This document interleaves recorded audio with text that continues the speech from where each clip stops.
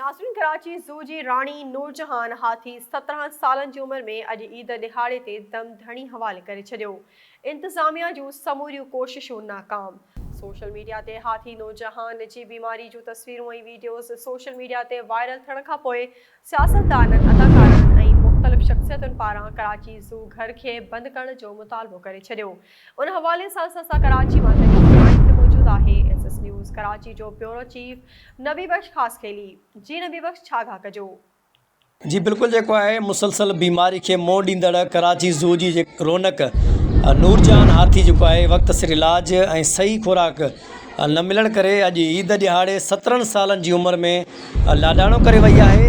हाथीअ जे फ़ौत थियण जी जेका तस्दीक आहे उन कराची जे एडमिनिस्टर डॉक्टर सैफुर रहमान कंदे ॿुधायो आहे त नूरजहान गुज़िरियल ॾींहंनि खां बुखार में मुब्तला हुई ऐं खेसि बचाइण लाइ सभु कोशिशूं कयूं, पर हू बची न सघी। जॾहिं त नूरजहान हाथी 17 सालनि खां कराची जे ज़ू घर में मौजूदु हुई ऐं हू गुज़िरियल केतिरनि ई ॾींहंनि खां पेट जे दर्द जी तकलीफ़ सबबि हुनखे पेशाब करण में ॾुखियायूं पेश अची रहियूं हुयूं। ॿिए तरफ़ हाथी नूरजहान जी जेका आहे बीमारी जूं तस्वीरूं ऐं वीडियो जेके आहिनि उहे सोशल मीडिया ते वायरल थियण खां पोइ सियासतदाननि, अदाकारनि ऐं मुख़्तलिफ़ जेके शख़्सियतूं आहिनि उन्हनि पारां कराची जे ज़ू घर खे बंदि करण जो पिणु मुतालबो कयो वियो आहे। जी।